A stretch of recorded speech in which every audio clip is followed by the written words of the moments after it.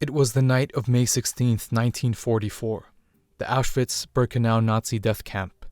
Hundreds of Romani people armed themselves with hammers, pipes, and shovels.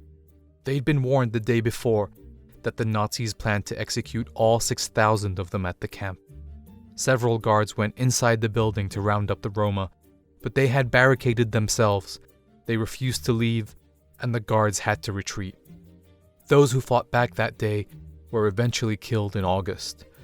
Even under the most dire circumstances, the Romani people had resisted the Nazis. But decades after the Holocaust, the Roma community continues to experience widespread discrimination. When people talk about the Holocaust, they talk about the tragedy and horror of 6 million Jewish lives being lost to the Nazi war machine. But they never mention the thousands of gypsies that were killed by the Nazis. No one ever wants to talk about that because no one ever wants to talk about the positives. It's centuries of dehumanization. And I think it's so sad that we need to emphasize that we're human, that we're not animals to people, to actually have the right to be respected. This is the story of a brutally targeted community's fight for survival.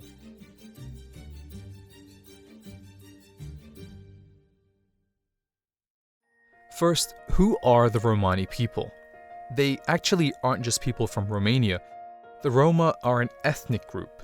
Historians believe Romani people first arrived in Europe from northern India about 1,000 years ago.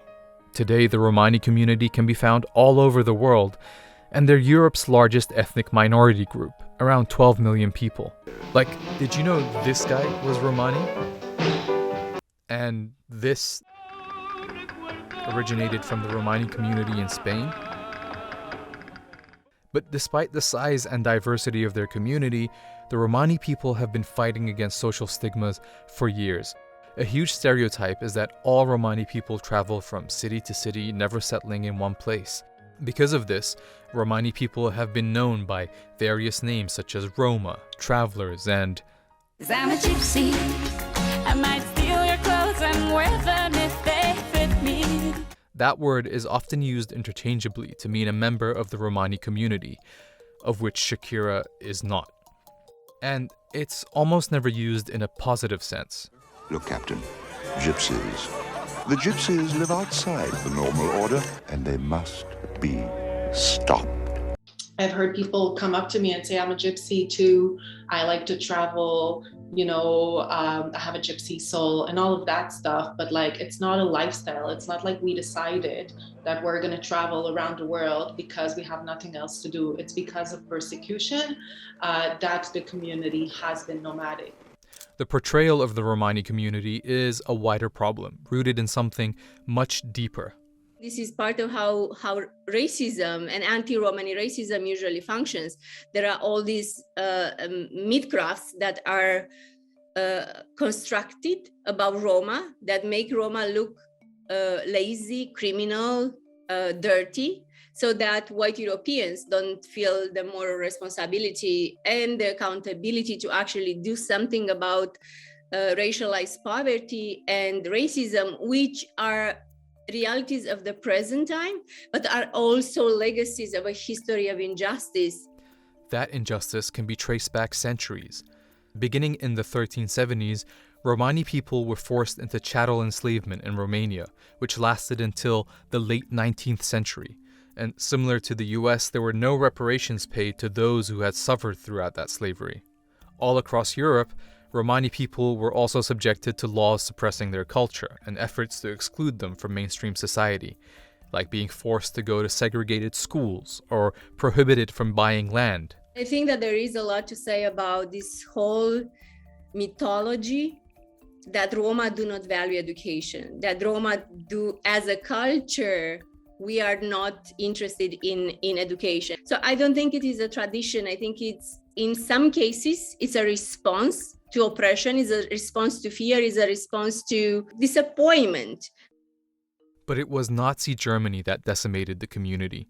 The Nazis' murder of 6 million Jews in the Holocaust is well known, but the hundreds of thousands of Roma murdered alongside them have largely been ignored. Nazis targeted Romani people for being supposedly racially inferior, and by the end of the Holocaust, many countries had lost more than 80% of their Roma populations. So much death, and yet still to this day, the Romani people have to fight for their losses to be recognized. Romani people continue to be targeted throughout Europe, with the UN warning in 2021 that hate speech and violence against them were on the rise. And that's why a lot of folks, especially the most vulnerable ones amongst our community, will stay within the community. And you could have a PhD, you could be a journalist, you could run a media, and people will still come up to you and say really racist things to you, but also treat you as if you're not worthy of life, you're not worthy of time, you're not human. For instance, the gypsy hunts that were organized in different parts of Europe, including in some of the Nordic countries, the forced sterilization of Romani people, of Romani women, which happened not only in the Czech Republic and Slovakia, but in many other European countries before, during, and after the Holocaust. Today, around 90% of Romani people in Europe live below the poverty line. In some countries, Romani children are forced into segregated schools or special classes. Back in 2013, a Hungarian mayor shut down public water pumps that the Romani community depended on, saying the free water supply was being wasted. And in 2019, Bulgarian officials proposed what they called a Roma integration strategy to limit the number of children Romani women could have by offering free abortions.